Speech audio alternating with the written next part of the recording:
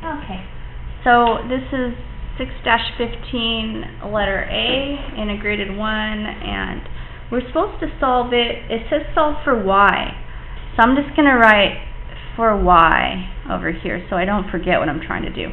So what that means is I want this y by itself, isolated, and all the other letters and numbers can get away from the y. So that we want all the equation to go over here and leave the y there. So does anybody have any ideas? Andy? Subtract 8x from that side, and then you'll get y by itself. Yeah. So I like that you wanted to subtract first instead of divide by 4 first, because you want to do your adding and subtracting first, and then you want to do your multiplying and dividing last, because that's the opposite of the order of operations. Okay, so that went away because we subtracted, 8x minus 8x is 0. Okay, so now I do not have the y exactly by itself because there's still a 4 there. So now what, Sandy? Divide by 4. Now when I divide, I have to divide every single thing by 4. I can't just divide that by 4 and not that. So some people just put a big line and they put a 4 underneath, but I noticed that seems to sometimes make kids only divide one thing and not the other. So I usually do mine, I just do it to everything like this, separately like that.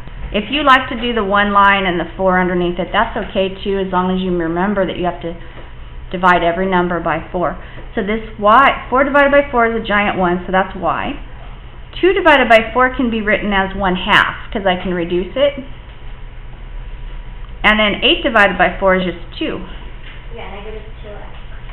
Yeah, and if I wanted that, it didn't say to put it in y equals mx plus b form, but if I felt like I wanted to, because I wanted to graph the line, I would go y equals negative 2x plus 1/2. So what would y be? You just have to solve for y. Yeah, we just had to solve for y. Yeah, so we're never going to know what y equals.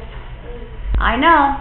It says solve, and you think you're going to get like y is 5 or something. Well, is that what it says in the answer? Yep. Oh, okay.